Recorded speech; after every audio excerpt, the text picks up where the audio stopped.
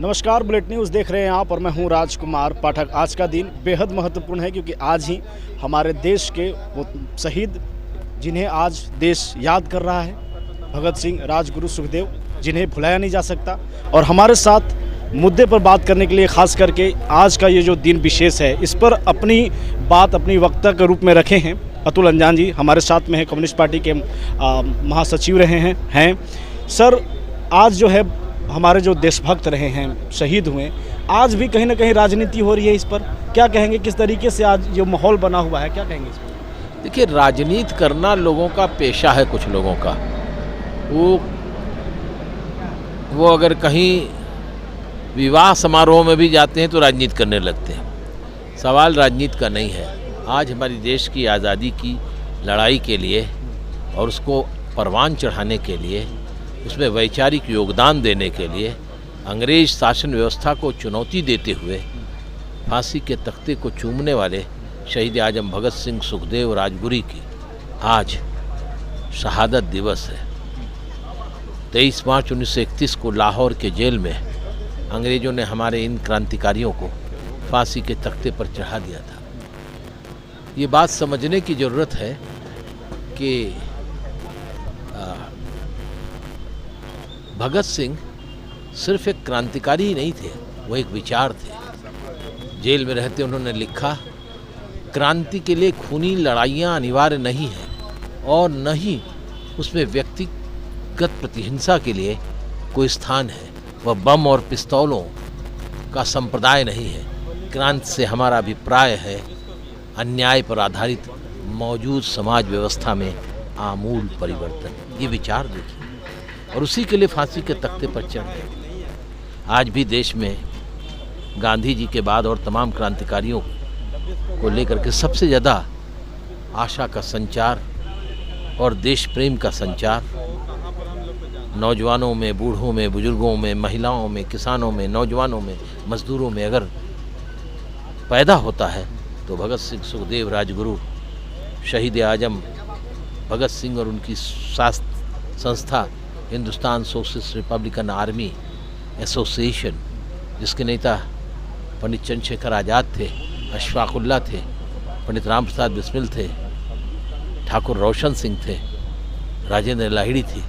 इन सब लोगों को हम याद करते हैं। हम याद करते हैं गदर पार्टी के लोगों को जिन्होंने किसानों को संगठित किया, बाबा सोहन सिंह भकना को।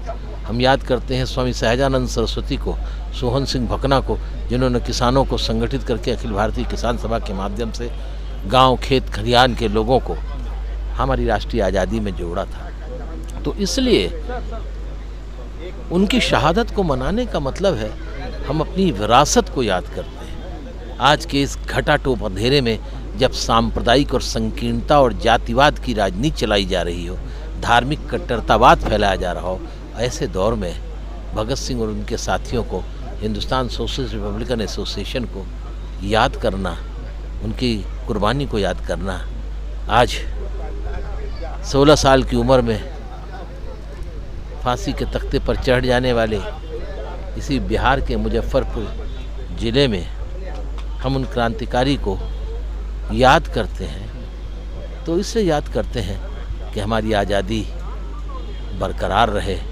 जिन आज़ादी की लड़ाई के लिए हमने उदात्त आदर्श अपनाए थे, इंसान के द्वारा इंसान का शोषण समाप्त हो, ऐसा भगत सिंह का कहना था। उसी सोच को आगे ले जाने की ज़रूरत है। लोग आते हैं और चले जाते हैं। सर, किसान आज 3 महीने से ज़्यादा हो गए धरना पर बैठे हैं। उनका कहना है कि 3 कृषि कानून जो है उनके खिलाफ में है, सरकार का कहना है कि उनके पक्ष में। ये जो दुष्प्रचार हो रहा है, दोनों के बीच में सामंजस्य नहीं बैठ रहा है या एक निदान नहीं हो रहा है, क्या लगता है आपको कि किस तरीके से, क्या आज की राजनीति में विपक्ष का ज़्यादा प्रभावी न होना भी सरकार को मनमाने तरीके से काम करने दे रहा है? निश्चित रूप से सरकार जो बोल रही है किसानों के संबंध में, वो झूठ बोल रही है। 11 दौर की वार्ता किसान संगठनों से करने के बाद बताएं ना प्रधानमंत्री ने क्या ठोस योजना दी है। हम 4 बात कह रहे हैं। नंबर 1, 3 काले कानूनों को वापस लो। न्यूनतम समर्थन मूल्य पर सरकार किसानों के उत्पादन को खरीदे और उसे कानूनी गारंटी दे। तीसरी बात, डॉक्टर स्वामीनाथन कमीशन, राष्ट्रीय किसान आयोग की जो सिफारिशें हैं उसको लागू करो। और चौथी बात, किसानों पर जो सरकारी बैंकों, सहकारी बैंकों और महाजनों के कर्ज हैं उन्हें माफ़ करो। मैं तो स्वामीनाथन कमीशन का सदस्य रहा हूँ, एकमात्र किसानों की भावनाओं को किसानों के लिए तरफ से मैं प्रतिनिधित्व कर रहा था, मैंने सब रखा। आज आपसे मैं कह रहा हूँ कि 3 काले कानून प्रधानमंत्री जी वापस ले लीजिए और किसानों के उत्पादन की खरीद का लाभ का न्यूनतम समर्थन मूल्य को कानूनी जमानत पहना दीजिए, हम आंदोलन वापस कर लेंगे। बाकी 2 सवालों पर, स्वामीनाथन कमीशन की रिपोर्ट पर और किसानों की कर्ज माफ़ी पर कमेटी बना दीजिए, किसानों की, किसान संगठनों की, सरकार के मंत्रियों की, सरकार के अधिकारियों की, साल 2 साल बहस करने के बाद जो उसके फैसले होंगे लागू कर। इसमें कहाँ गलत कह रहे हैं? लेकिन प्रधानमंत्री झूठ बोल रहे हैं। प्रधानमंत्री इसी से झूठ है कि प्रधानमंत्री ने कहा कि 3 कृषि कानूनों और किसानों की आय दुगनी हो जाएगी। इसको लेकर वो जो है 700 पब्लिक मीटिंग करेंगे देश भर में, 300 प्रेस कॉन्फ्रेंस करेंगे बीजेपी के लोग और नेता, और गांव-गांव में जा कर के किसानों को समझाएंगे। कहाँ है 700 मीटिंग? गए थे 2-4 जगह, गांव में गए थे, भगा दिया किसानों ने, हिम्मत नहीं पड़ी। अब सरकारी मीडिया का इस्तेमाल करके दुष्प्रचार कर रहे हैं, इससे काम नहीं बनेगा। और सरकार चाहे जितना कर ले, ये किसान तय करके आए हैं कि जाएंगे तो कुछ ले के जाएंगे, वापस घर नहीं हुए। काले कानून की वापसी नहीं तो घर वापसी भी नहीं। लगातार महंगाई भी चरम सीमा पे जा रहा है, चाहे कोई भी मुद्दा हो, पेट्रोल डीजल तो बढ़ते ही जा रहे हैं। खासकर युवाओं की बात करें, रोजगार को लेकर के सरकार ने कहा था कि 2 करोड़ रोजगार की बात सरकार ने कही थी, अब नहीं वो आ रहा है सामने। रिजल्ट की बात हो तो, लेकिन जो प्रखर एक मुद्दा जहां विपक्ष उठा सकता था सामने, वो नहीं है। इस कारण से भी आम जो पब्लिक है, जनता है, वो दब गई, उनकी आवाज़ ऊपर तक नहीं पहुंच पा रही है। देखिए, किसान मैदान में है और वामपंथी जिन्हें प्रधानमंत्री रोज कह रहे हैं कि इस आंदोलन के पीछे कम्युनिस्ट है। हाँ, हम लोग समर्थन दे रहे हैं, साथ हम लोग आंदोलन के मैदान पे हैं। विपक्ष एक बड़ी पार्टी, जितना उसको आगे बढ़कर आना चाहिए था नहीं है। और भी बहुत सी, एक बात आप समझ लीजिए, जो 420 बेईमानी, चोरी चपाटी करके पैसा कमाए हैं वो इस आंदोलन में नहीं आ पाएंगे, क्योंकि जैसे वो आएंगे मोदी उनके घर पर ईडी भेजेगा।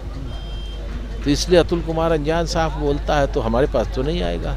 जो चोरी बेईमानी 1000, 2000, 500, 300 करोड़ रुपया लेकर के कमाया है सरकारों में रह करके, तो उनको हिम्मत ज़रा कम पड़ती है सरकार के खिलाफ बोलने का।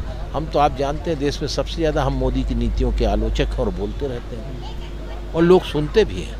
मैं नौजवानों से कहना चाहता हूँ, निकलो सड़कों पर, ये नौकरी नहीं मिलेगी। आज 26 साल के हो, जब आप 24 साल के थे, जब आप 22 साल के थे, तब मोदी जी आपको कहते रोजगार देंगे 2 करोड़ का, आप झूम के उसके साथ हुए। 7 साल की उम्र में आप, 7 साल की सरकार बाद आप 22 से 29 साल हो गए। अगर पिछड़ी जात के हो तो 1 साल और बाकी है, बाकी है। अपर कास्ट तो ख़त्म हो ही गया, अपर कास्ट 25 के बाद ख़त्म हो गया, पिछड़ी जात 30 के बाद ख़त्म हो जाएगा, शेड्यूल ट्राइब और शेड्यूल कास्ट 35 के बाद। तो सर, जब तुम रेल बेच रहे हो, बीमा बेच रहे हो, सारे सरकारी जिसमें लाखों करोड़ों लोगों को रोजगार मिलता है, वो बेच दोगे तो कहाँ मिलेगा? लल्लू लाल की जलेबी बनाने की जगह पर रिजर्वेशन होगा का? या साइकिल की पंचर बनाने के लिए एक आदमी का रिजर्वेशन होगा? तो इसलिए धोखा देने का बंद करो। हमारे बाप दादाओं के टैक्स से ये देश के अंदर लगभग 6 करोड़ लाख रुपए की ये दौलत पैदा हुई है, उसको बेच रहे हैं। 40 लाख करोड़ की तो खाली LIC है, आप उसको बेच रहे हो, बैंकों को बेच रहे हो आप। ये बैंक हर साल हमको, भारत सरकार को 1,80,000 करोड़ रुपया मुनाफा कमा के देते हैं, जिससे एम्स बनते हैं। ये सब जब निजी हाथों में चले जाएंगे, कौन एम्स बनाएगा? देश की कारपोरेट घराने बनाएंगे? नहीं बनाएंगे। ये जितना पीने का कहते हैं डॉक्टर की साफ़ पानी पियो वरना सारी बीमारी की जड़ साफ़ पानी है। आज जो गांव और शहरों में जो ऊपर ओवरहेड टैंक्स बने हुए हैं ऊपर, जिसके ऊपर लिखा जल ही जीवन है, ये क्या सरकार ने बनाया है? 80% पैसा इसका जनरल इंश्योरेंस कॉर्पोरेशन जो भारत सरकार का वो देती है, GIC, oriental insurance, national insurance. जब ये सब निजी हाथ में चले जाएंगे तो पीने का पानी क्या है? वैसे रेलवे स्टेशन पर सारे नल बंद कर दिए गए हैं और 10-15 रुपए की बोतल खरीदो। तो देश में सब निजी हाथों में बेचने का मोदी जी धर्म के आड़ पर और जाति की आड़ में खेल हो रहा है। ये धर्म और जाति की आड़ में खेल करके नौजवान को कुछ मिलेगा नहीं, किसानों को कुछ मिल नहीं रहा है। आप ये सोच लीजिए, आज से 2 महीने पहले कड़वा तेल, सरसों का तेल 80 रुपये किलो था, आज 170 रुपये किलो हो गया। जब मोदी जी सरकार में आए थे तो 68-69 रुपये पेट्रोल था, आज 101 रुपया हो गया। डीजल के दाम बढ़ गए, इसके चलते ढुलाई बढ़ गई। गांव में जो दवाई मोटरसाइकिलों से लोग लेके जाते थे, कार से लेके जाते थे, उसके दाम बढ़ गए। हर जगह तो बस जाती नहीं, हर जगह तो ट्रक जाता नहीं, हर जगह तो रेल जाती नहीं। तो आपने सारा ट्रांसपोर्ट महंगा कर दिया, क्या करोगे? शिक्षा का बाजारीकरण कर दिया, पैसा दीजिए तो एडमिशन होगा। इसलिए बदलाव की ज़रूरत है। नौजवान दोस्तों, उठ के खड़े हो। नहीं खड़े हो गए तो भगत सिंह के पीढ़ी के लोगों ने कुर्बानी दे करके देश को आज़ाद कराया, और आप इस पीढ़ी के लोग खाली गाना सुनते रहोगे और मोबाइल बाजी करते रहोगे तो रोटी भी जाएगी, बोटी भी जाएगी, बात भी जाएगी, जात भी जाएगी, और सड़क पर खड़े होकर हाथ में कटोरा लेकर टहलने के अलावा कोई रास्ता नहीं। बहुत बहुत धन्यवाद सर हमारे साथ जुड़ने के लिए। तो ये हमारे साथ अतुल अंजान जी थे। आज किसी परिचय के मोहताज नहीं है, और ख़ास करके जो आज देश में चल रहा है उन मुद्दों पर भी बड़ी बेबाक तरीके से बोला। बने रहिए हमारे साथ और देखते रहिए बुलेट न्यूज़।